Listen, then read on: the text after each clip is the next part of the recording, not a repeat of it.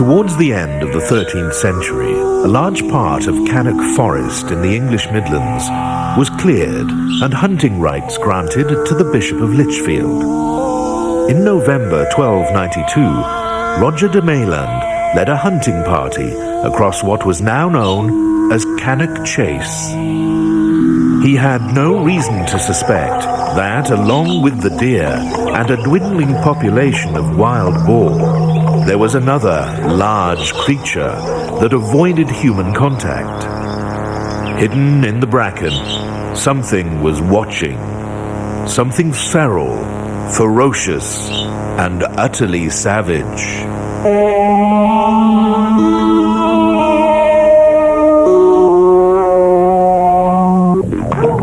The hunt was pursuing a stag into woodland when one young man was struck on the head by a rock thrown from the oak trees and fell from his horse.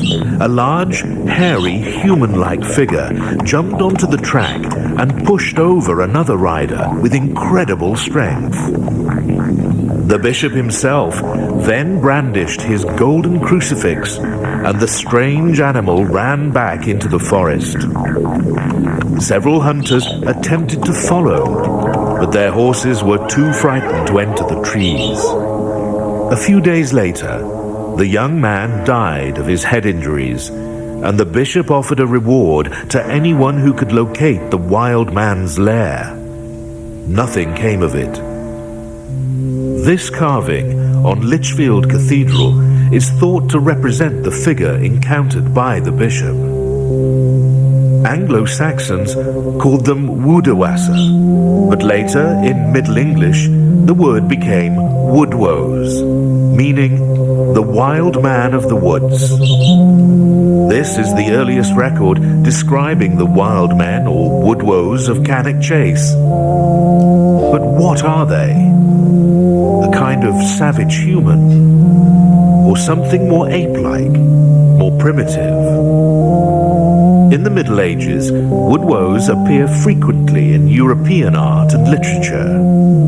German and Italian engravers often depicted wild men and wild women in their work.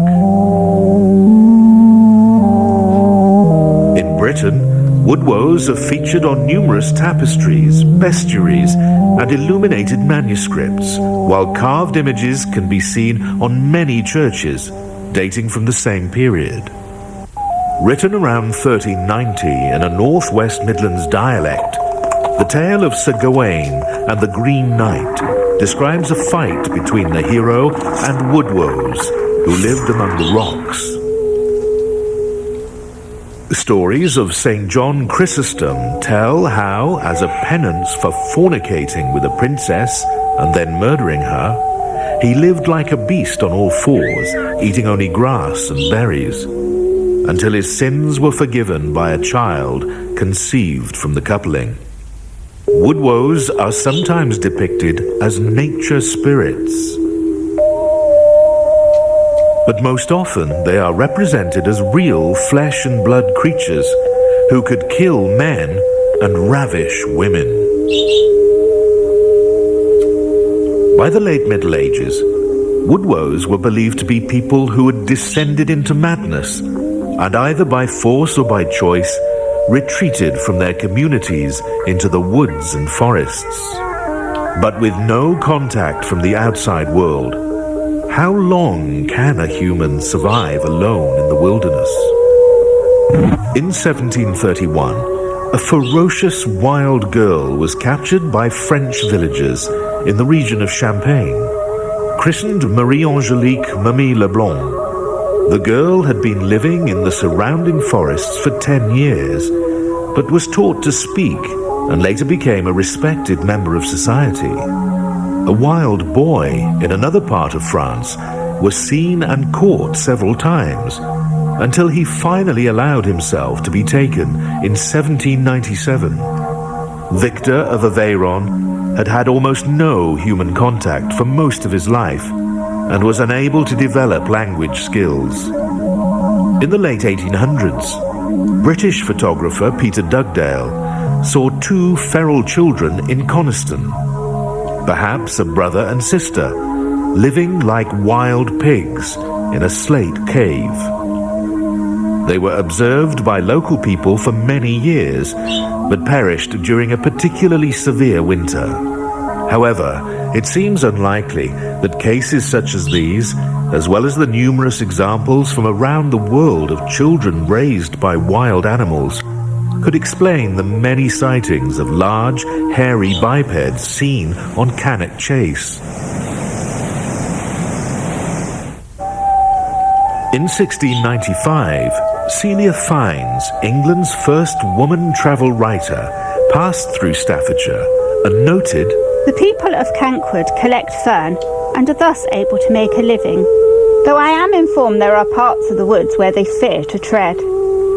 This is where abide the Woodwose, or wild men, hidden in the tunnels that run under the heath. He is something like a large man, and hairy like a bear. Seldom seen, the people hereabouts leave the Woodwose be, lest he take their food, or children." Philosopher Jean-Jacques Rousseau suggested that all men were born with the potential for goodness, but that civilization created envy and turned them bad. Rousseau thought the so-called savages of Africa and North America were examples of unspoiled humans. Rudyard Kipling's Mowgli, Edgar Rice Burroughs' Tarzan, and Florence Blackwell's Lanu are intelligent people living apart from civilization, but who still show an understanding and awareness of justice and morality. The Woodwose of Cannock Chase show no signs of such noble savagery. In 1704, doubting the seaworthiness of the ship he was on, Scottish buccaneer Alexander Selkirk asked his captain to leave him on a small, uninhabited island off the coast of Chile. Forced to move inland by vicious attacks from sea lions, Selkirk made huts and clothes for himself, while also becoming an accomplished goat hunter. 1 year into his sojourn, Selkirk encountered a tall, wild, hairy man in the wooded part of the island. The creature reminded him of Amphir Liathmore, the big grey man, a legend his father had told him when he was a child in Scotland. But in his memoirs he identified the creature as a Woodwose and describes his attempts to communicate with it. After a violent dispute over some goat meat, Selkirk was forced to use gunpowder to scare the creature away. He never saw it again, and afterwards regretted his actions. Selkirk's experiences were later fictionalized by Daniel Defoe as the life and surprising adventures of Robinson Crusoe. Defoe transformed Selkirk's Woodwose into the more human character of Friday, a native man Crusoe rescues and who becomes his ally and companion. In the 1750s, enclosures were constructed on Cannock Chase to farm rabbits. The local populace who used the land revolted. They destroyed warrens and set fire to fences, and it was during one of these so-called rabbit riots that a large hairy creature was captured as it ran from the flames. The injured animal was held in a barn, and witnesses believe the captive was an unusually wild-looking poacher whose clothes must have been burned away. When the strange figure was being transported to the jailhouse in Rugeley, it overcame 5 men and escaped into woodland, where it disappeared for good. In 1775, Dick Slee left full-time employment at Shugborough Hall and asked his employer if he could live as a hermit in a corner of Cannock Chase. Lord Anson agreed, and for some years Slee was visited by children who gave him food and listened to his stories. But one day Slee told them that a Woodwose lived nearby, and that they should never be out on the chase at twilight when the creature hunted. The terrified children told their parents and later Lord Anson himself spoke with Slee. The old man swore that the story was true and showed where he had seen the animal, which he described as being as tall and as hairy as a circus bear. No further sightings were reported by Slee, and, grieving over the death of his pet hare, he ended his days in a Rugeley workhouse.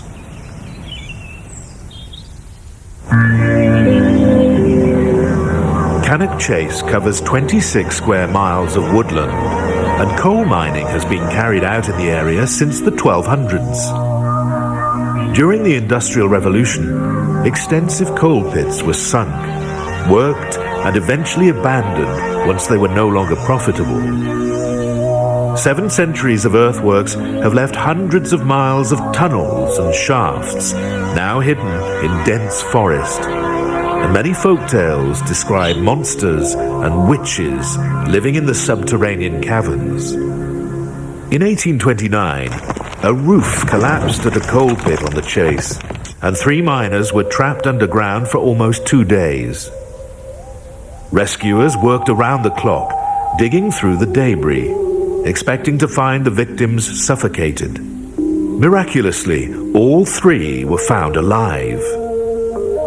One of the survivors claimed that before their safety lamps had run dry, a Woodwose had clawed a large hole into their tunnel from an unknown adjacent cave chamber. This enabled fresh air to circulate and kept them breathing until help arrived.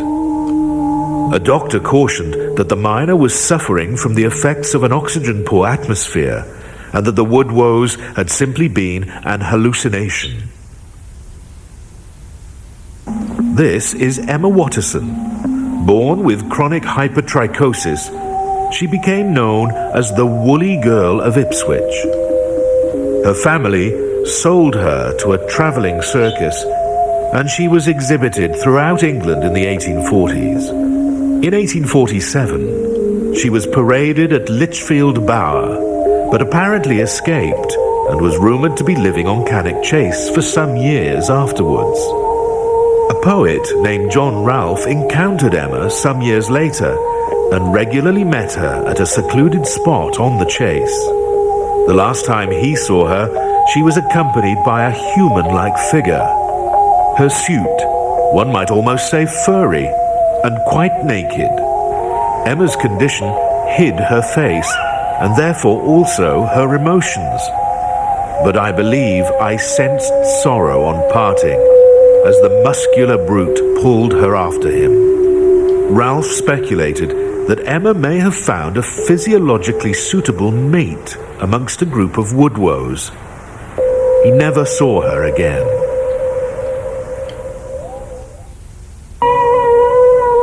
The penny horrible was a cheap form of sensational journalism extremely popular in the second half of the 19th century. Although embellished, the stories were often based on fact, and one such tale from 1867 describes an encounter with a Cannock Chase Woodwose said to have taken place 100 years before. The Hunston sisters of Brockton Hall did not return from their weekly ride across Cannock Chase, and their families became concerned. The Penny Horrible describes how the young women were attacked by a Woodwose and their bodies found by Lord Hunston and his friends. Lady Martha appeared to have been partially devoured, her remains left in a cave on the Chase. Lady Hannah had apparently escaped from the cave, but had then been accidentally shot and killed by members of a search party hunting for the Woodwose. In 1903, a series of cattle mutilations near Cannock Chase led to the conviction of George Idalgi, an Indian national. The circumstantial evidence that led to Idalgi's arrest included accusations of writing poison pen letters, as well as being seen at night in the vicinity of the attacks. Employing techniques his famous fictional detective had used, Sir Arthur Conan Doyle mounted a campaign to have Idalgi's conviction overturned. The creator of Sherlock Holmes was convinced the prosecution had been driven by racism and that the mutilations were being committed by a desperately hungry Woodwose, perhaps driven by a severe winter. The attacks against livestock continued while Idalgi was in prison, and he was eventually granted an early release. No other arrests were made, and the culprit, be it man or beast, was never caught. At the start of World War I, 2 large military training camps were constructed on the Chase at Brockton and Rugeley. Between 1916 and 1918, over 6,000 German prisoners of war were kept at Brockton Camp, many of them crews from captured U-boats. British military documents record that the prisoners were reluctant to attempt an escape, explaining that some of them had heard and even seen the mythical German Wildermann moving in the surrounding trees at night. After the First World War, unemployed miners were set to work on the Chase, planting thousands of Scots pine saplings to create Cannock Chase Forest. It has been suggested that the disturbance to its habitat was directly responsible for a decline in Woodwose sightings. Perhaps the animals prefer oak and birch woodland to pine forest.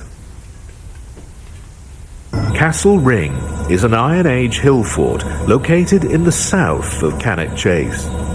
In 1926, 4 children were playing there when they made an unsettling discovery. Thinking they had found the skeletal remains of a badger, they took the skull back to their home. Their father was curious and showed it to a friend who was a vet. He believed the cranium belonged to a gorilla. A single report in a local newspaper is all that is known about the story. Whether the skull actually belonged to a Woodwose and what happened to it afterward are not reported, and further inquiries have drawn a blank. In the late 1930s, Staffordshire County Council took their cue from the Scottish Tourist Board and began promoting the idea that a mysterious Woodwose lived on the Chase. But whereas tourists to Loch Ness could safely watch for Nessie from the shore, the idea that Cannock Chase might harbour a potentially dangerous and unknown large animal kept people away, and the campaign was swiftly dropped. In the 1950s, the Friends of Cannock Chase produced a series of guides describing the flora and fauna of the area. In one pamphlet, there is a description of a Woodwose seen several times from the triangulation point at Stile Cop. The Cannock Chase Courier sent their photographer, who produced this image using a telescopic lens. While researching this story, we were given access to a home movie taken around the same time as the Stile Cop sightings. Is this the only known moving film of a Woodwose? If the figure is merely a hill walker, why is he walking off the path? More sightings were reported, but the figure was never formally identified. Between 1965 and 1967, 3 young girls were murdered on Cannock Chase. During the investigation, hundreds of police and volunteers scoured the woodland, and it was reported that a cave with human bones had been found.